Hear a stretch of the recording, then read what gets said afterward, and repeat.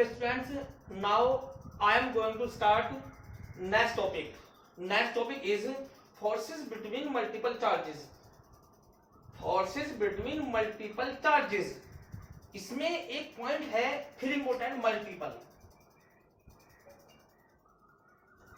अब तक आपने जो कुलाम्स लॉ का स्टेटमेंट के बेस पर जो न्यूमेरिकल करे हैं या हमें आपको टॉपिक कराया था वो केवल ओनली 2 पॉइंट चार्ज पे एप्लीकेबल था.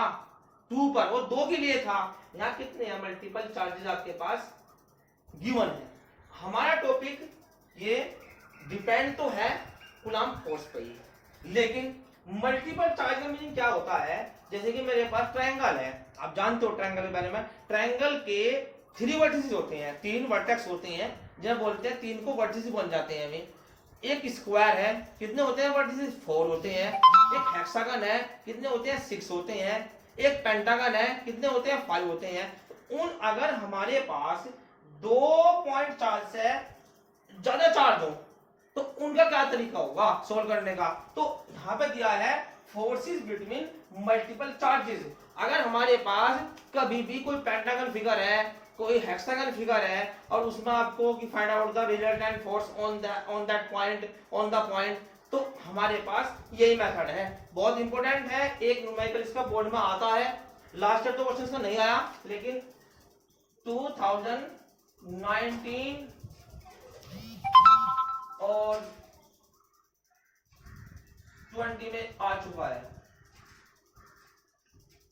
920 18 और 20 18 और 19 ये आ चुका है.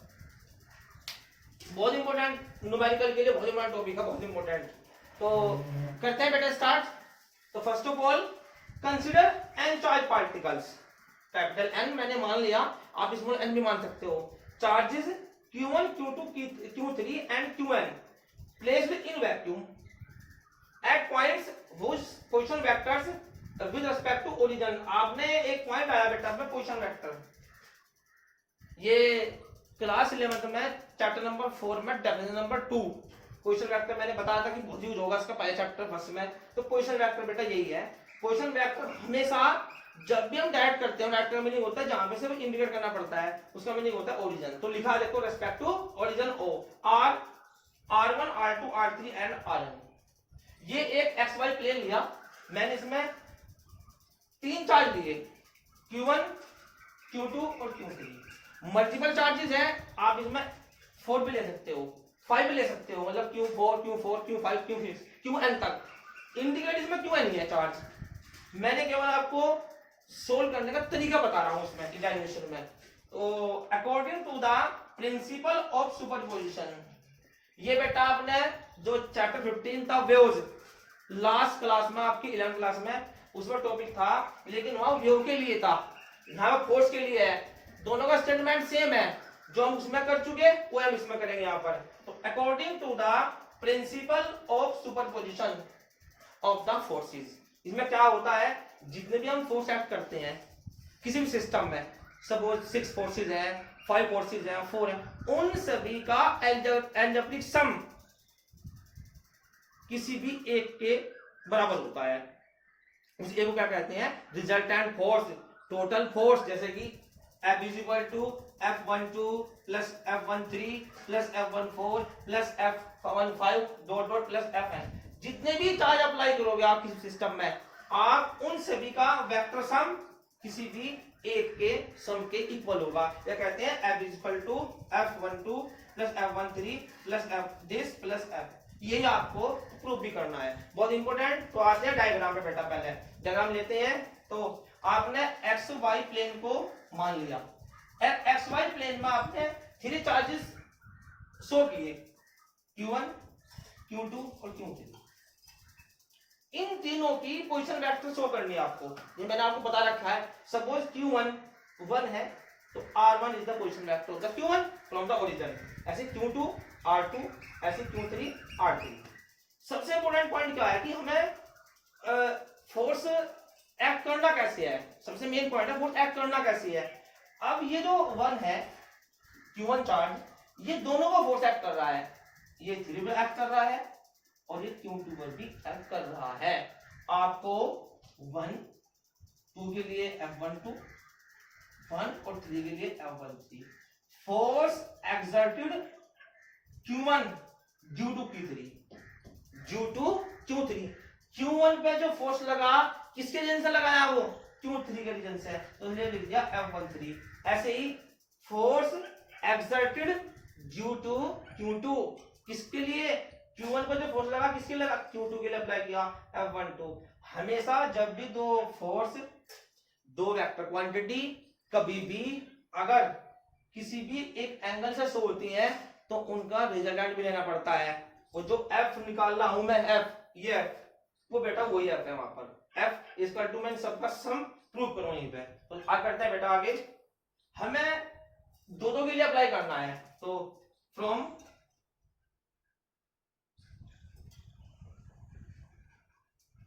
कूलम्ब्स लॉ हमारे पास कूलम्ब्स लॉ के तरीके के अलावा कोई तरीका नहीं है। हम दो के लिए अप्लाई करेंगे लेकिन सबका इकट्ठा कर देंगे। चलो सम करते हैं। देखो कूलम्ब्स लॉ हम निकालते हैं बेटा पहले F12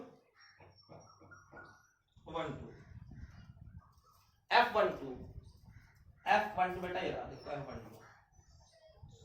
force exerted on Q1 due to Q2 क्या आएगा K। तो इलेक्ट्रोस्टैटिक कांस्टेंट हो गया आपके पास जानते हो आप कौन सा फोर्स हो गया ये Q1 हो गया।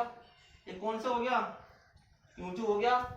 डिस्टेंस देखो मैंने इंडिकेट किया कितनी डिस्टेंस होगी R12 होगी तो R12 और वेक्टर फॉर्म दिखा रहे हैं तो R12 का वेक्टर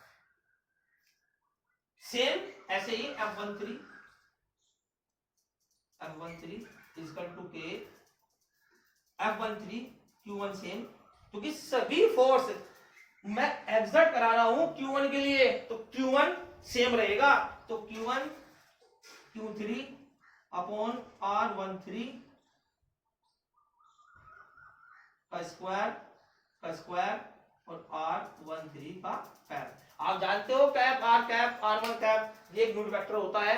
जब हम किसी भी क्वांटिटी को वेक्टर फॉर्म में रिप्रेजेंट करते हैं तो हम एक यूनिट वेक्टर का यूज कर सकते हैं। तो वही मैंने किया। Now F14 is equal to K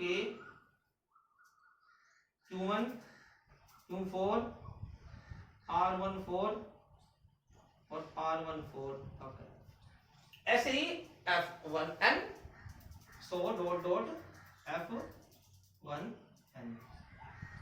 is equal to K Q1 Qn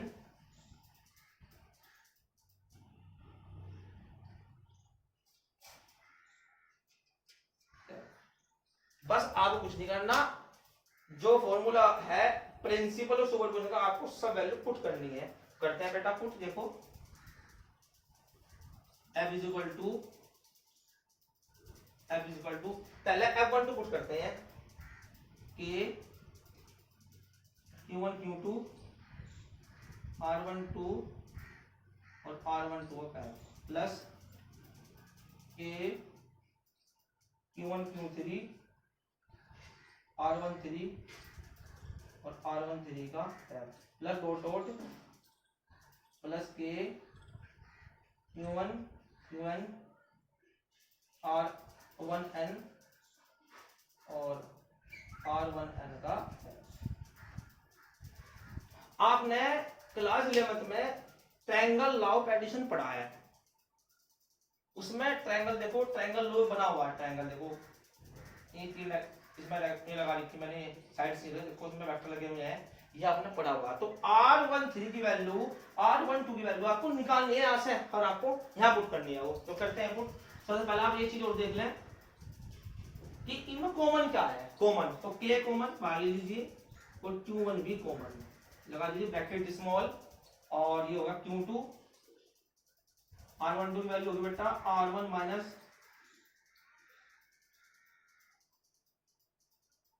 square plus Q3 R1 R3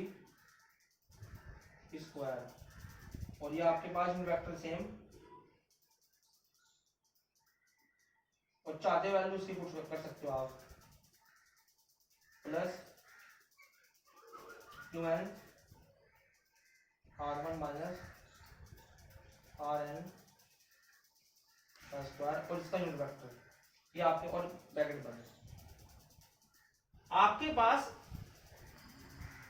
देखो कितने पोल्स बनेंगे, Q1 तो बाहर और बाकी सब कांस्टेंट अलग अलग क्रम में पोल्स बने हुए हैं। आप next f is equal to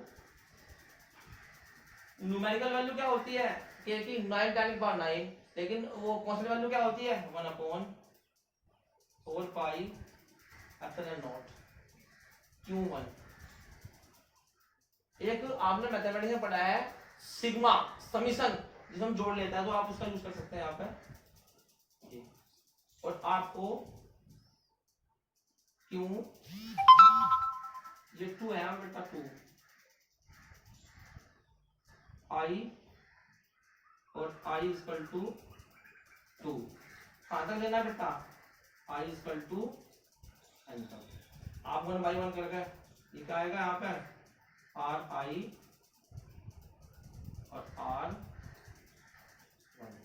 का स्क्वायर, आप शॉर्ट में लिख सकते हो।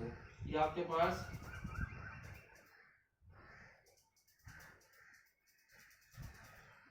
RI, ये आपके पास वेक्टर फॉर्म प्रूफ होगी इसकी।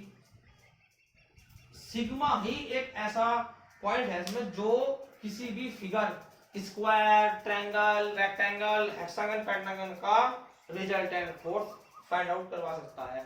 यही कंडीशन आपके पास फोर्सेस बिटवीन मल्टीपल चार्जेस की है। मैं इसके बेस पे न्यूमेरिकल करा रहा हूं आपको, आपके समझ जब आएगा कि हम इसे अप्लाई कैसे करते हैं, अप्लाई कैसे करते हैं किसी न्यूमेरिकल में, कोई ट्रायंगल का हो, कोई स्क्वायर हो। अभी इसके बाद हम एक न्यूमेरिकल कराएंगे इसका आपको। ओके बेटा, जो मैंने अभी टॉपिक करा आपको फोर्सेस बिटवीन मल्टीपल चार्जेस, हम इसके बेस पर एक न्यूमेरिकल करा रहे हैं आपको। ये न्यूमेरिकल आपके पास जो बुक है आपकी SL. Arora, page number 1.24, page number 1.24 unsold question है बेटा। ये अनसोल्ड क्वेश्चन नंबर है आपका 4, क्वेश्चन नंबर 4, ये अनसोल्ड है। एक स्क्वायर एस में गिवन करते हैं बेटा, स्टार्ट। देखो 4 charges plus q minus q and minus q are placed respectively at the 4 corners. क्योंकि पता है आपको स्क्वायर के जो कॉर्नर्स हैं वो 4 ही होते हैं। अगर यही क्वेश्चन आपके पास एक ट्रायंगल का हो और उसमें 3-4, तो सेम मेथड अप्लाई करेंगे, बिल्कुल सेम। ध्यान रखना, मैं आपको क्वेश्चन दूंगा आप ट्रायंगल का, आपको वो आपको अपने आप सोल्व करना होगा। तो 4 charges plus q minus q and minus q are placed respectively at the 4 corners. 4 corners A B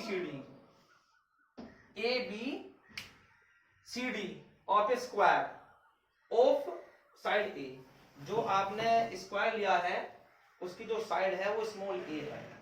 calculate the force on the charge capital Q. Calculate the force on the charge capital Q placed at the centre of the square.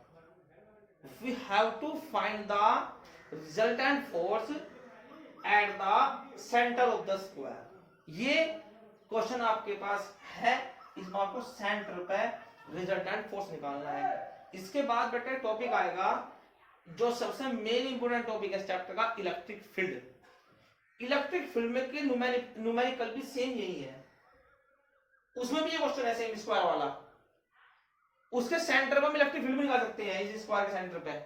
दोनों के same method है। आप ध्यान समझना, numerical बहुत important है, exam में आते हैं लास्ट के 4-5 साल के अंदर, लास्ट के 5 इयर्स में ये क्वेश्चन न्यूमेरिकल 3-4 बार आ चुका है बोर्ड के एग्जाम में।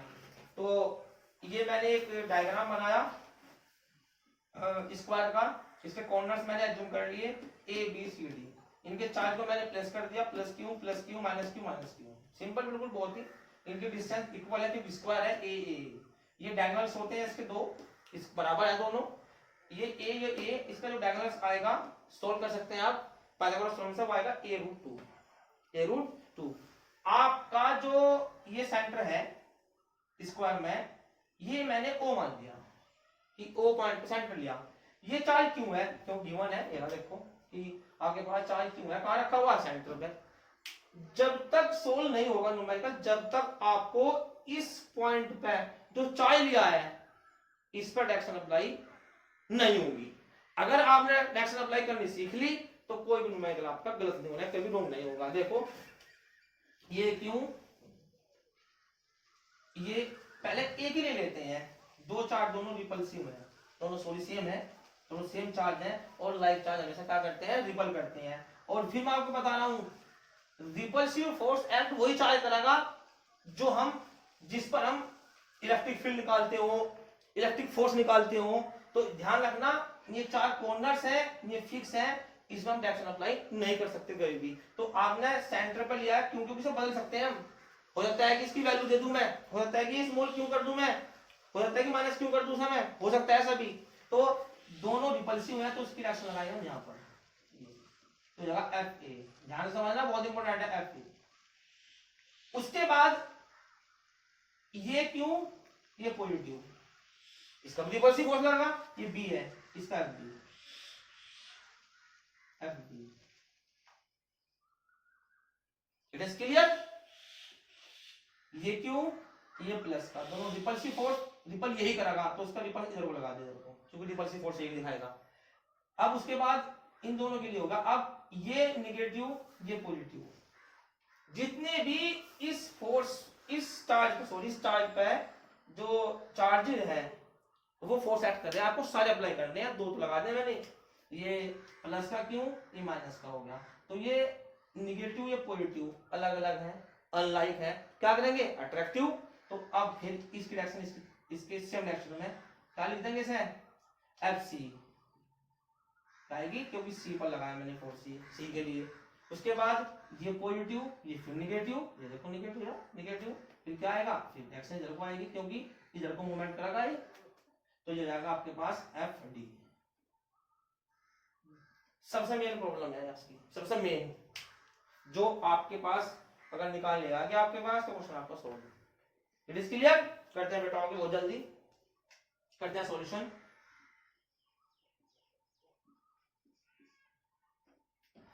Forces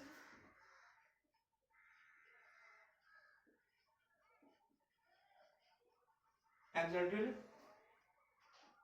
Q, exerted Q1, Q2, Q3 and Q4 due to capital Q। बस एक लाइन मैंने सेंटेंस को लिख दिया, फोर्सेस एक्सर्टेड Q1 मींस ए वाला, बी वाला, सी और D point, Q1 Q2 Q3 Q4 due to Q। F A equal to, पहला F A निकालते हैं, F A हमें लेनी है बीच की डिस्टेंस, क्योंकि लेंथ को जो लाइन ज्वाइनिंग होती है वो डिस्टेंस लेनी पड़ती है। हमारे पास ये पूरी कितनी आएगी, a√2, आधी कितनी आएगी, a/√, ध्यान रखना आपको, a क्यों, ये दूसरा वाला चार्ज क्यों, और a/√2 का होल स्क्वायर। क्या लगाया मैंने, ये Coulomb's law of low force लगाया, फॉर्मूला आप जानते हैं एफ ए। और सभी पता आपको कि ये डायगोनल्स इक्वल होते हैं स्क्वायर के, तो जो ये डिस्टेंस है वाली इसकी हाफ, ये सब इक्वल होते हैं। तो F A equal to F B equal to F C और इक्वल टू एफ ए, तो चारों वैल्यू इक्वल आएंगी, 4 की 4 वैल्यू, बहुत इंपॉर्टेंट पॉइंट है। उसके बाद we have to check the how many forces are act in the same direction from the charge of Q. कितने फोर्स हैं जो एक तरफ को अप्लाई हो रहे हैं क्यू चार्ज से, तो आपके पास दो फोर्स है, एक एफ ए एक एफ सी है। तो सबसे पहले हम निकालते हैं F A plus F C, F A plus F C equal to F A भी यही है, एफ सी भी यही है, दोनों को ऐड करना, तो के के क्यू क्यू अपॉन a/√2 का स्क्वायर प्लस के क्यू क्यू अपॉन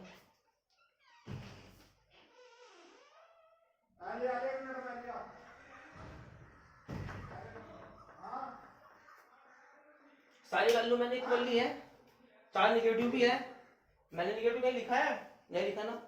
इसका रीजन है क्योंकि जब हम स्टेटमेंट करते हैं कूलम्ब्स लॉ का तो उसमें आता है ये पॉइंट की द अट्रैक्शन और repulsion between two point charges is directly proportional to the product of the magnitudes of the charges.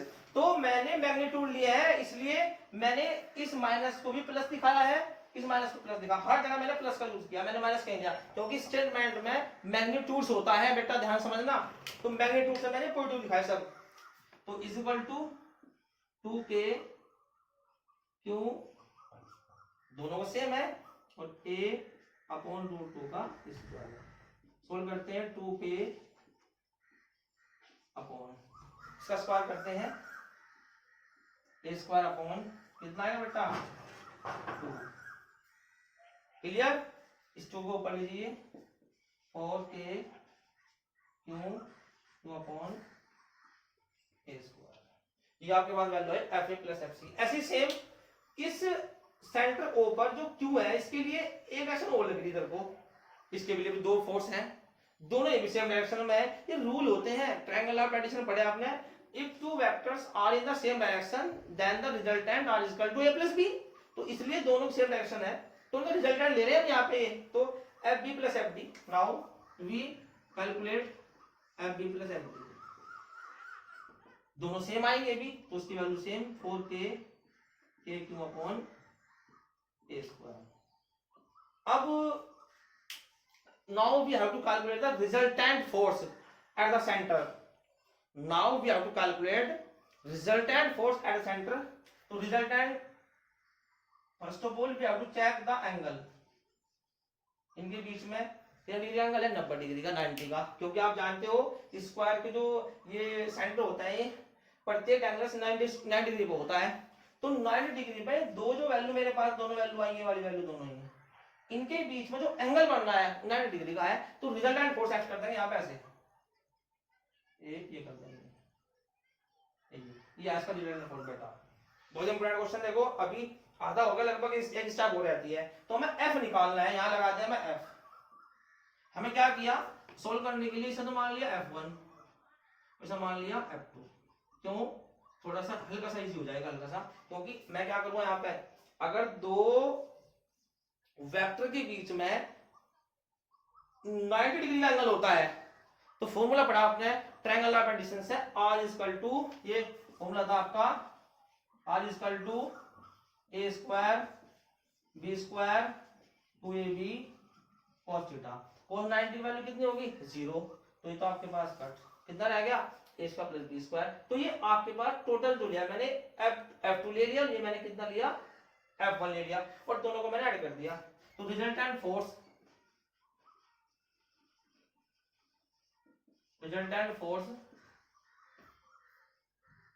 On charge क्यों, तो होगा बेटा f is equal to f1 square plus f2 square. f1 क्या लिया मैंने, highlight के रखा है f1, ये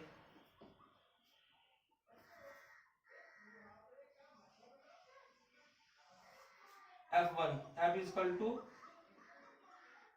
f1 की वैल्यू पुट करते हैं ये वाली, दोनों वैल्यू सेम है, तो 4k Q upon a square plus 4k Q upon a square, इसका भी स्क्वायर और इसका भी स्क्वायर, और now f is equal to, दोनों स्क्वायर में है और दोनों रूट सब आ जा सकते हैं, कैसे देखो 4 का स्क्वायर रूट क्या है 2, यहाँ से k स्क्वायर तो k बार, यहाँ से q बार, यहाँ से q बार, दोनों में अपॉन क्या बार a स्क्वायर और square root 1 plus 1। It is clear, क्योंकि पूरा स्क्वायर रूट से बाहर आ जाएगा ये, तो f equal to 2k Q upon a square.